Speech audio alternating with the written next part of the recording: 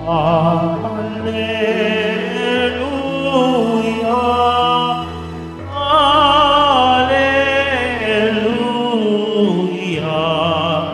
Alleluia, Alleluia.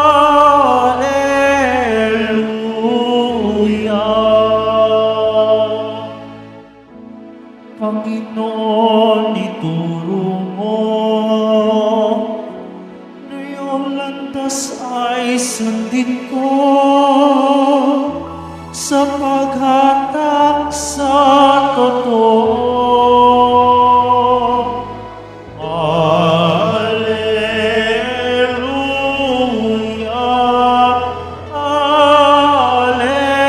Alleluia,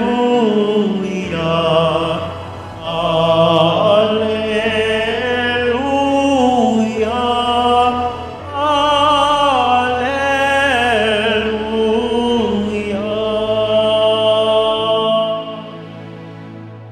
Sumainyo ang Panginoon. At sumaiyo rin. Ang mabuting balita ng Panginoon ayon kay San Mateo. Papuri sa iyo, Panginoon. Noong panahong iyon, nagtipon-tipon ng mga Pariseyo nang mabalitaan nilang napatahimik ni Jesus ang mga Saduseyo. At isa sa kanila, isang dalubhasa sa kautusan, ang nagtanong kay Jesus upang subukin ito. Guro, alin po ang pinakamahalagang utos sa kautusan? Sumagot si Jesus, ibigin mo ang Panginoong mong Diyos ng buong puso, ng buong kaluluwa, at ng buong pag-iisip. Ito ang pinakamahalagang utos. Ito naman ang pangalawa, ibigin mo ang iyong kapwa gaya ng iyong sarili. Sa dalawang utos na ito, nakasalalay ang buong kautusan ni Moises at ang turo ng mga propeta. Mga kapatid, ang mabuting balita ng Panginoon. Pinupuri ka namin, Panginoong Heso Kristo. Magsipo mo na po ang lahat.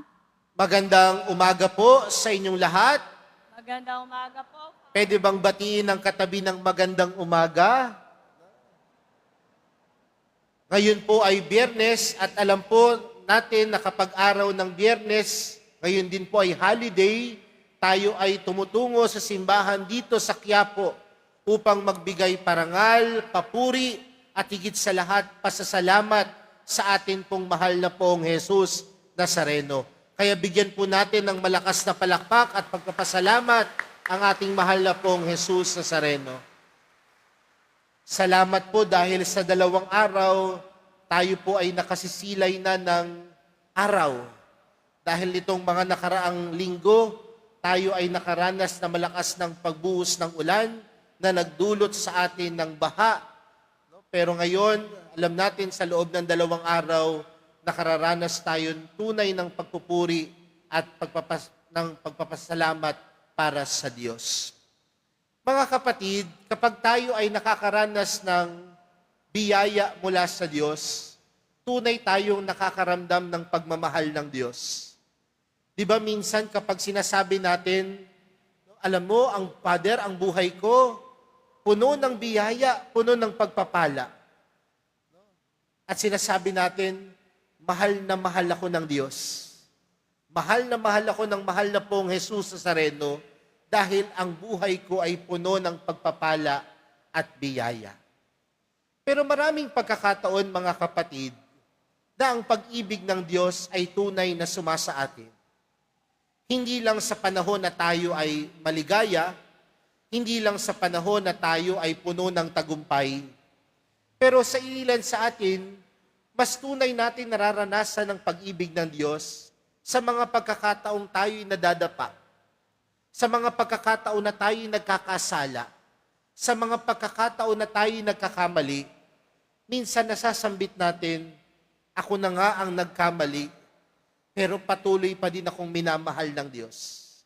Ako na nga ang nagkasala, pero nandiyan ang Diyos upang iparana sa akin ang kanyang maigting na pagmamahal.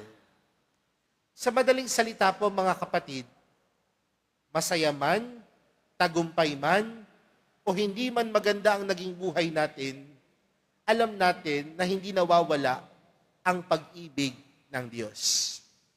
Sa atin pong unang pagbasa, napakinggan po natin ang kwento ni Ezekiel.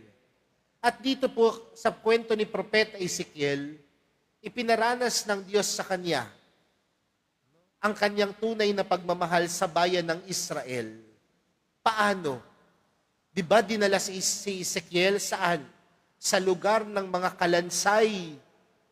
At ang lugar ng mga kalansay ay lugar na walang buhay, walang laman. Pero dahil sa pagmamahal ng Diyos sa bayan ng Israel, inanintulad niya. Dahil sa dulo ng kwento ni Propeta Ezekiel, ano ang kanyang ginawa? Binigyan niya ng buhay ang mga kalansay. At dito mga kapatid, ipinapaalala sa atin na sa kabila ng ating kawalan, sa kabila ng ating pagkamatay dahil sa ating mga pagkakasala at pagkakamali, ang Diyos ay handa pa ding umibig at magmahal sa atin. Dahil nandoon ang kanyang pagmamahal sa kabila ng ating hindi karapat-dapat. Hindi ho tayo karapat-dapat dahil marami tayong pagkukulang. Marami tayong pagkakamali. Pero hindi nawawala ang pag-ibig sa atin ng Diyos. At siguro yun po minsan nakakalimutan po natin. Kaya sa araw na ito, paalala sa atin, nagkamali ka, nagkasala ka, namatay ka. Pero ang mahal na pong Jesus Nazareno, mamahalin ka. Kaya sabihin mo sa katabi mo, mahal ka ng Diyos. Mahal ka ng Diyos at huwag kang mag-alala. Kahit anong pagkakamali, mas mamumutawi ang pag-ibig ni Jesus. Kaya nga, kung mapapansin po natin ang ating ebanghelyo, may isang Saduseyong nagtanong sa Panginoon. At anong tanong niya sa Panginoon? Guro, alin po ang pinakamahalagang utos sa kautusan? At anong sinabi ni Jesus? Ilan po ang pinakamahalagang utos? 2. Ano po yung una? Mahalin mo ang Diyos ng iyong puso, ng buong kaluluwa, at ng buong pag-iisip. Mga kapatid, naniniwala po ako na ang bawat isa po sa atin na dumadalo sa misang ito, mahal ang Diyos. Tama po ba? At paano natin dapat mahalin ang Diyos? Ng buong puso, ng buong kaluluwa, at ng buong pag-iisip. Dahil ganyan ang pag-ibig ng Diyos para sa atin. We can truly love God the same way God loves us. Kaya nating mahalin ng Diyos kagaya ng pagmamahal sa atin ng Diyos. Dahil ang pagmamahal ng Diyos para sa atin, hindi maliit, hindi katiting, hindi kauunti, kundi ang pagmamahal sa iyo ng Diyos, lubos. At kung ganun na lamang ang pagmamahal sa iyo ng Diyos, huwag mong kakalimutan na ang pinakamahalagang utos ng Panginoon, mahalin din siya kagaya ng pagmamahal niya sa atin.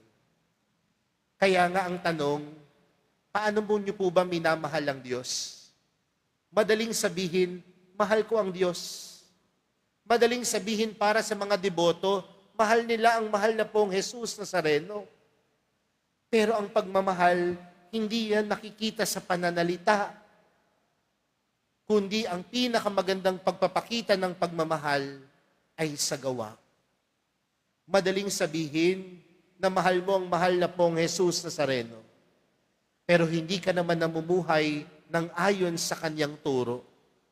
Madaling sabihin na mahal mo ang mahal na pong Jesus Nazareno, pero kung mang-alipusta ka ng kapwa, wagas.